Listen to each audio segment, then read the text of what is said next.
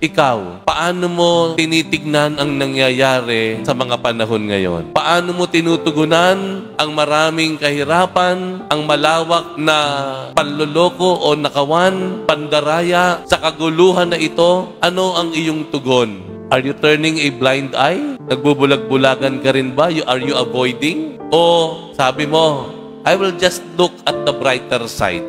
Ang mungkahi ng Panginoon sa atin ngayon, ang sinasabi ng ating Poong Jesus Nazareno ngayon, ay tumugon tayo higit pa sa dalawang nabanggit ko. Ang mungkahi niya sa atin, makiisa tayo, makiambag tayo, magmalasakit tayo, kumilos tayo. Paano tayo kikilos? Simulan po natin sa ating mga sarili. Yung ating pakikisalamuha sa tao, makisalamuha tayo sa tao ng tapat. Sa ating mga negosyo, sa ating mga kalakaran, sa ating mga trabaho, sa opisina, maging sa mga estudyante sa eskwelahan, maging tapat tayo sa ating transaksyon. Maging tapat tayo sa ating mga salita. Huwag tayong manloloko. We start with ourselves. We start with our own lives. Yan ang mungkahi sa atin ng mahal na Poong Jesus Nazareno.